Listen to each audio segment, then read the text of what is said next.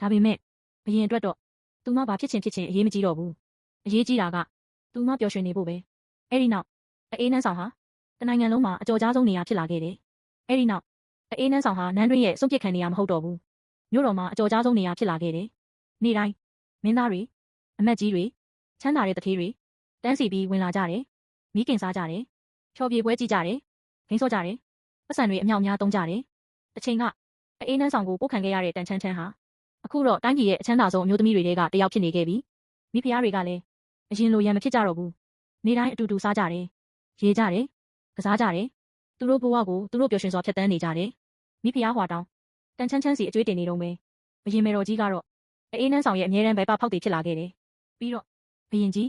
တန်ချမ်းချမ်းရဲ့အနားကနေတလန်းမှမခွာတော့ဘူးတခါတလေမိဖို့မိထိုးပေးတယ်တခါတလေအသားကင်ပေးတယ်တခါတလေဖောက်တယ်တွေကိုအိတ်ခံပေးတယ်တနိုင်ငံလုံးကိုပိုင်ဆိုင်တဲ့ဘရင်တစ်ပါးကအေးနန်းဆောင်မှာအလုပ်သမားလိုလုပ်နေရတာကိုဘယ်သူမှမယုံနိုင်ကြဘူးဒါပေမဲ့ဘရင်ကတော့ပျော်ရွှင်နေခဲ့တယ်အရင်တုန်းကသူ့မှာအာဏာရှိတယ်ဒါပေမဲ့လွတ်လပ်မှုမရှိဘူးအခုတော့သူ့ဘေးမှာချစ်ရတဲ့သူရှိတယ်ရေမောတန်တွေရှိတယ်မိခိုးနှံတွေနဲ့လူသားဆန်တဲ့ဘဝတစ်ခုရှိတယ်